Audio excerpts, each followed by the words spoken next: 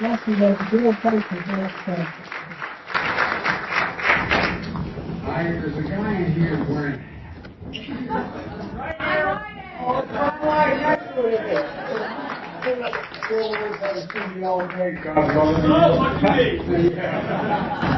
Well, look, first of all, Joe, thank you very, very much. I appreciate it. And Carol and Gwen, and I also support you. And it's wonderful to be back in Portland. I'll try to make it quick to get all standard. And I don't want to keep it on repeat that long. But look, I'm here for a simple reason. I'm being sincere to say thank you. So many of you were with me when I was trying to get the nomination. And you know that at the time, when I came to see you, it was shortly after I decided to run, because I hadn't planned on running for real. I had no intention of running again. And I'll tell you a little story. When I saw those folks come out of the field down in Charlottesville carrying those torches, announcing banners, and chanting the same anti-Semitic violence chanted in the 30s ago, not a joke. That's when I decided that I thought this can't be happening in America. And then when my predecessor was asked, what did he think? He said, you're very good people on both sides. And, well, I still concluded that I didn't want to run. I felt like I should, but I just thought it was going to be a really ugly campaign because of the circumstances. And we have a tradition in my family, for real. Any child can ask for a family meeting. I'm being deadly earnest about this. And I got a phone call from my eldest granddaughter, Naomi White. And they're trying to see stuff. She was, at that time, a freshman at Columbia Law School, and then her sister was in Penn, and another sister was at Washington Stone High School, and my deceased son Bo's two young children. And so they said, okay, this was on a Wednesday, so we met in Wilmington, my home in Wilmington, with Joe and I. And they started off and said, Pop, you gotta run. I said, well, I don't think I want to do that.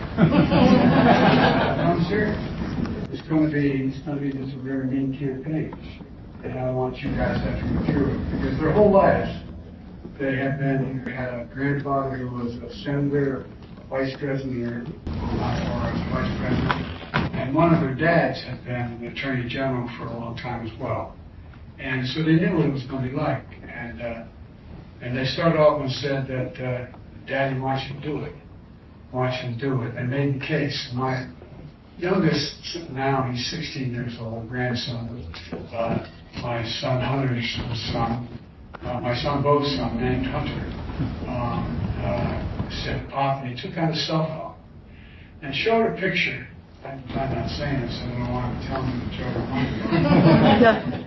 He showed me a picture of coming out of Mass, Memorial Mass and Burial of my son Will. I had my hand on the handbrake coffin of the military funeral. And I had my hand around the neck of my little Ben, who was 12-year-old grandson. And the caption underneath the picture was, why didn't molest the other child? And I said, he said, Mom, it's okay. Daddy wants you to run. When I ran, I came out to see some of you at that time. I told you I'd run it for 3 reasons. I was running to restore the soul of the country. There's some decency, and I meant that sincerely. I remember I got widely criticized for saying it. And second, I was going to rebuild the backbone of the country, which I consider to be the middle class. The middle class doesn't go anybody that far. But the poor have a way up, and the wealthy still are able to do very well. And lastly, I was going to try to unite America. Because I think in a democracy, you cannot sustain growth unless without unity. It's just not possible. And during the campaign, I talked about the fact that in my time as 8 years as vice president, I spent a fair amount of time doing foreign policy for the president, traveling around the world. And I spent more time with Xi Jinping than any other world leader. Before I went over, I traveled 700,000 miles throughout Asia and the United States. And he's very straightforward and blunt. He doesn't think democracies can function in the 21st century. Not a joke. Some dead in the earnest. Dead in the earnest. Same attitude of West Grace than many other people. Because things are changing so rapidly, they do not believe that democracies can adjust.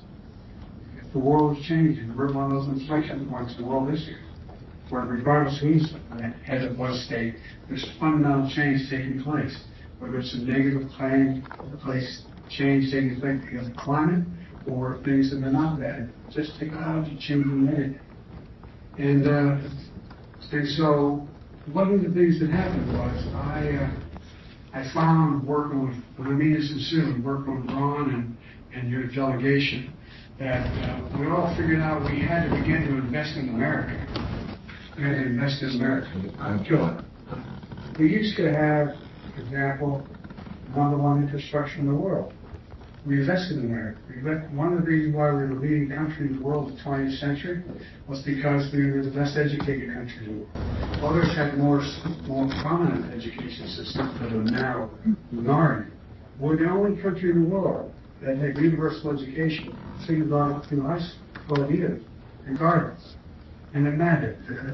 And so one of the things that we started talking about was, how do we invest in our people? What do we do?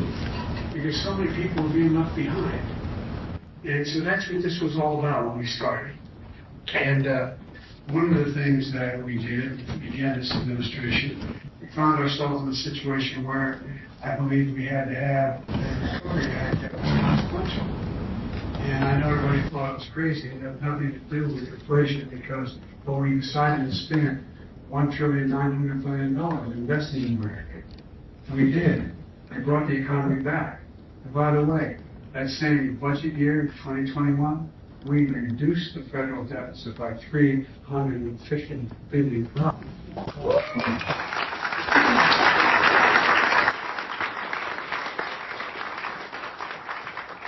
Investing in America was investing in our infrastructure as well. We used to be the number one country in the world in terms of most modern infrastructure. We're now number 13. 13 other countries, 12 other countries have better infrastructure. What do we think grows the economy? Infrastructure growth. It's gives people opportunities, creates good jobs, creates opportunities for people to move. Now, with the help of Ron and the rest of your delegation, we passed a $1.2 trillion infrastructure bill.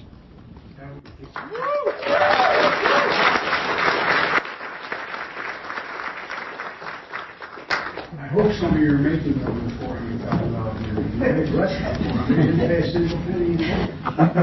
Not a joke. Not a joke.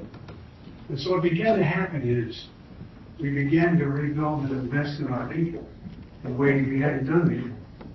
The other thing I decided to do, when I said restore the soul of America, I believe America should look like, my administration should look like America.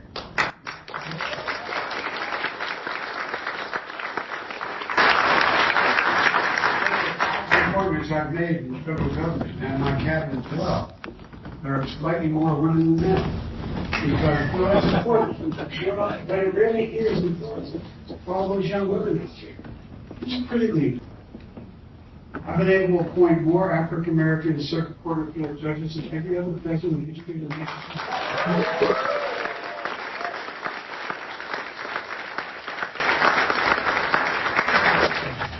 Because look, in the 21st century, we've got to be who we are.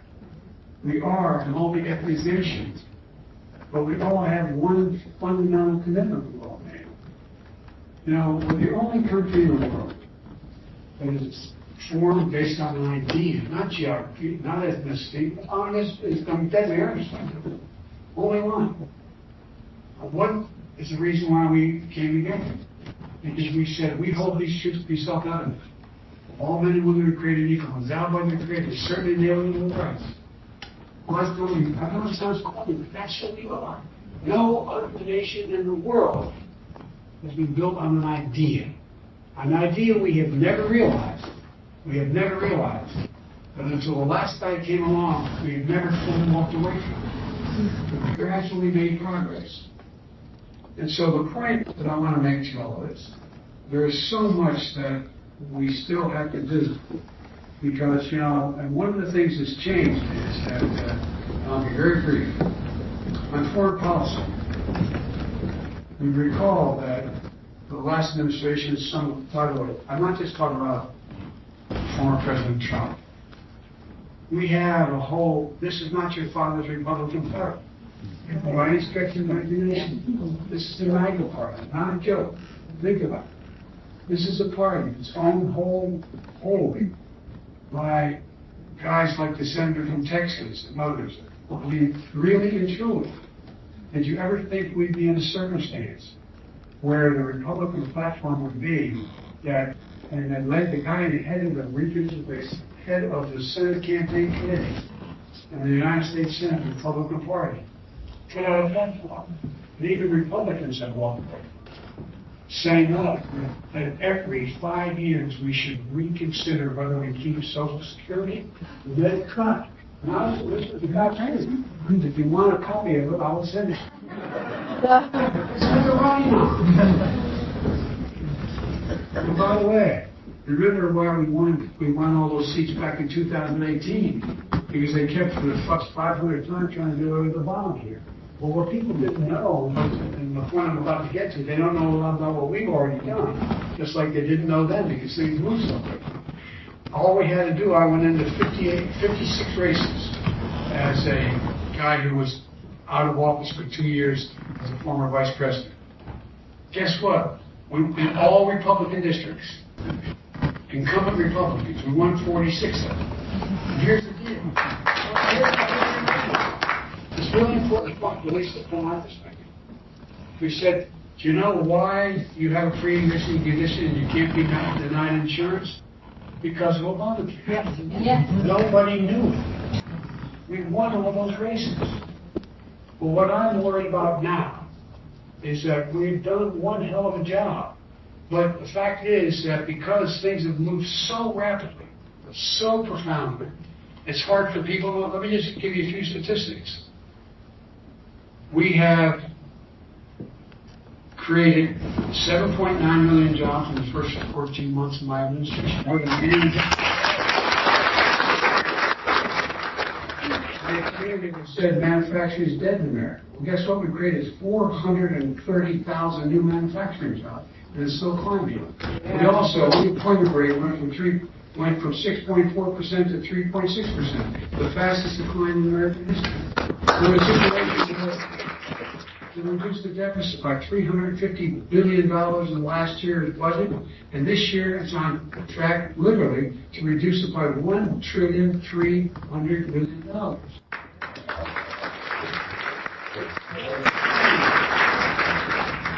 I'm a capitalist. I'm a guy who thinks if you can make $1 million or $1 billion, you should do it. But everybody has to pay me their share. It's payroll. Today, Ron pointed out, not a joke. There's 780 some, I think that's the number, 60-something billionaires in America. Average tax paid 3%. Okay?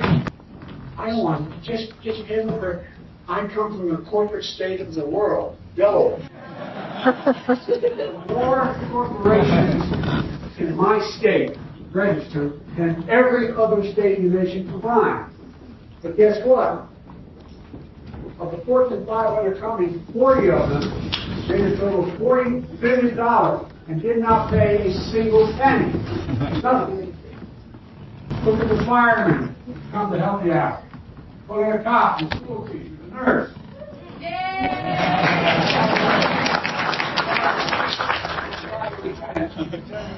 In ICU, and I keep training out in Kirkland. My son lay in the bed for 19 months. The doctor bless you. I know you've been wanting it. Day and night, I swear to God.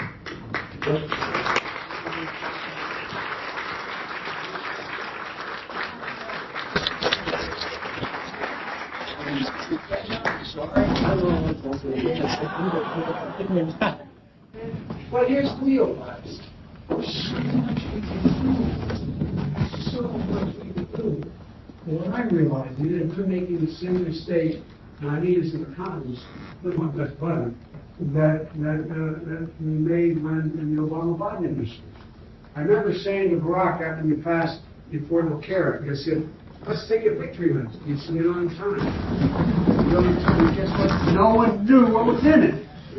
They didn't know why they had what they had. They didn't know why we were able to do that. People weren't covered. They never covered. Well, here's what I do. I'm not doing a very good job because so much is like, you know, I used to say in the Barack administration, everything landed on our desk with locusts. But it landed on my desk. Here's the thing, and I'm going to hush up. One of the things I was absolutely convinced of, because I've been involved in American foreign policy for whole leadership for these 20 million people in foreign relations, and that is that NATO, what happens in Europe, is the foundation of what we can do around the rest of the world. Because there's no way we can escape the conflict that occurs in Europe. It's never occurred, never happened. And so, remember, the last guy treated NATO like it was a protection mechanism. It's not a joke. If you don't do such and such, we're not going to protect, we're not going to honor our commitment. Well, guess what? Long time, I was predicting that we would have serious problems and there would be an invasion of Ukraine by food. Well, he not only invaded Ukraine, he's done so much more. He's a butcher. He's an actual butcher. I've been to Ukraine many times. Both. The succession is happening is simple.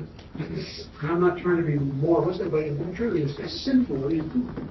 But the point is, the most important thing that had happened, and we had to do, is how do we keep NATO and Europe united?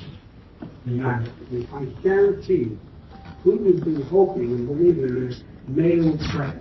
He would not make any mobile sacrifice to help and deal with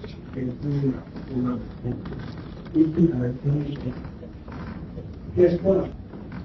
I had over 100 bees in or with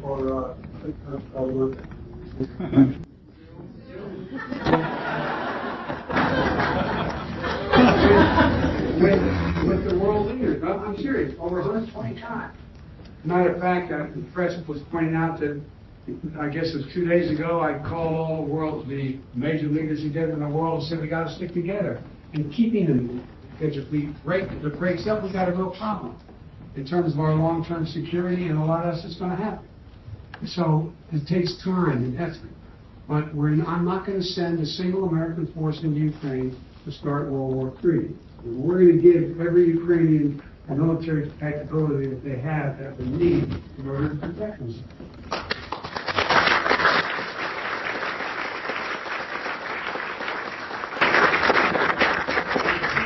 In COVID, which we have been really kind. We were very glad. But look what we have. Although we have all the jobs are open, jobs are up, pay is up for people in every respect. It's gone up, so guess what? Inflation and really was killing us. I think each family when the price per gallon of gasoline went up was the topic of conversation for days. I mean, for real, not a joke. Well, we got two bad things happening at one. One of the major suppliers of oil and gas in the world happens to be an absolute not a good person. It's been cut off. The oil was going to slow them up and make sure that the price it raises the price of the cost of interest. And it affects a lot of people. It affects in Europe, particularly home heating or home rental program. And so one of the things we have to do is figure out how, and the second thing is, the reason why you go buy a dozen eggs and it costs more money, the reason why they buy a loaf of bread and it costs more money, is because the bread basket in the world starts off in Ukraine, Russia, and then the United States, in terms of wheat and corn. And so we're going to go through a tough period. But the thing is that running beyond the capacity, we can do all of those things if we have the country and accomplish who we are. It's the United States of America. There's not a damn thing we can't do. Nothing we can do. To help you to fix interest in the congressional delegation, there are not these listed. Because they've been major leaders.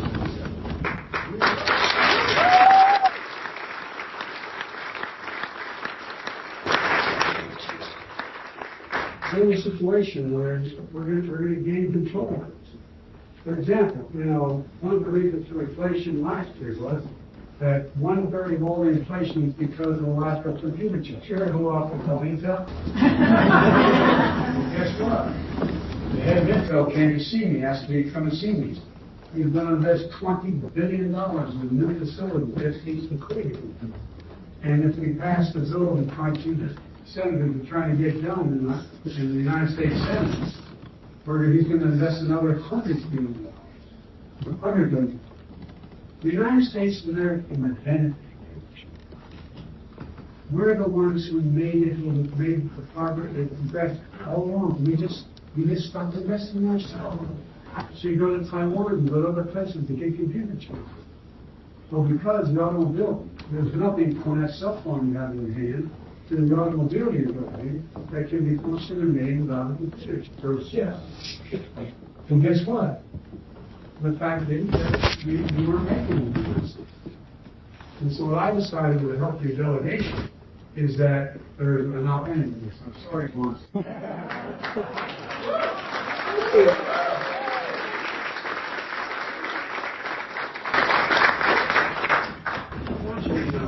I believe we're on the verge of such incredible breakthroughs. Every other, my mother, God love her, she'll say, I'm very bad, Joey, something couldn't come to. We're in a position where we're going to see. We're going to move. I live after the top and what we did was, I got another 120 nations decided that we're going to plant 2 billion trees.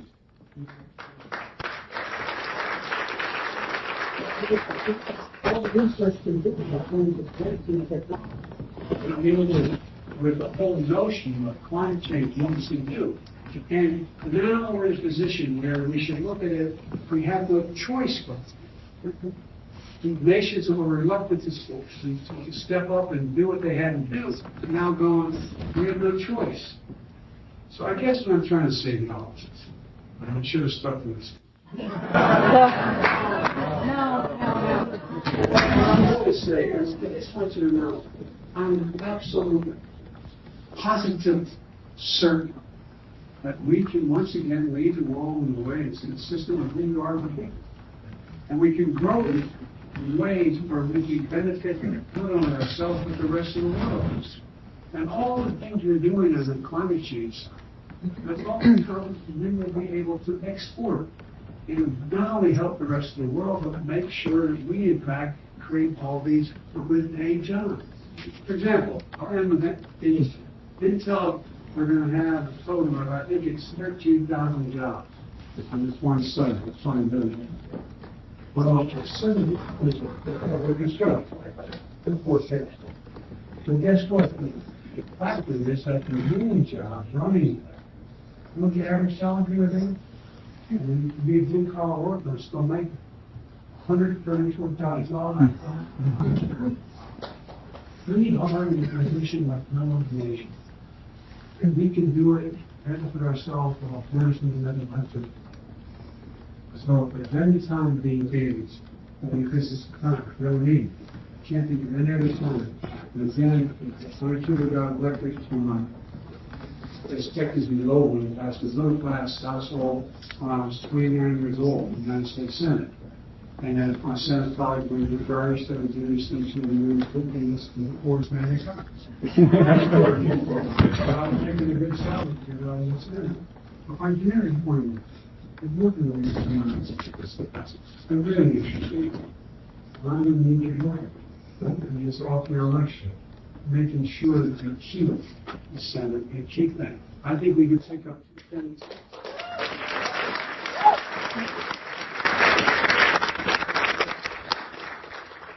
Well, I've been to you, but I haven't. The reason I'm getting out on the road instead of dealing with the day-to-day emergencies in the office is making the case of what we want. And I mean this as simple. No congressional delegation, doesn't mean but 3 times talking to get a country.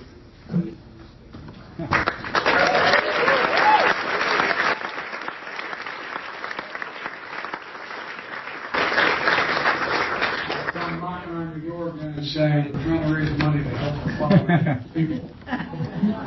You know, just think of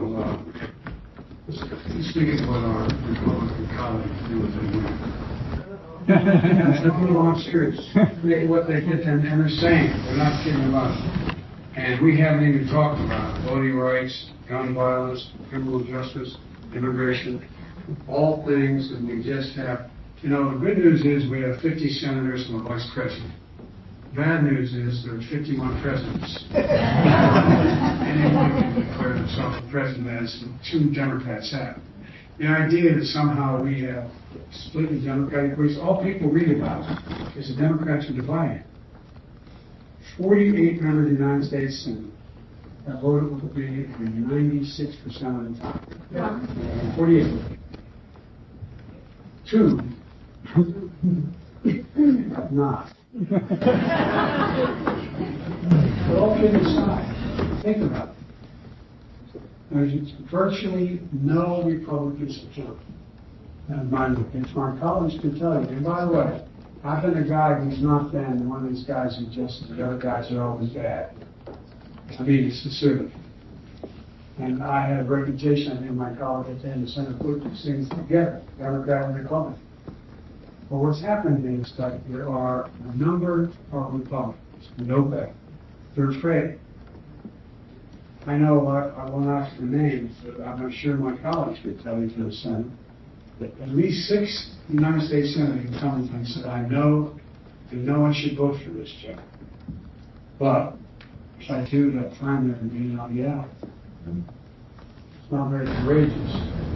But this far right is taking over that party. And it's not even conservative in the traditional sense of concern. It's mean. It's ugly. Look what's happening now in Florida. You know, it's like a wiki.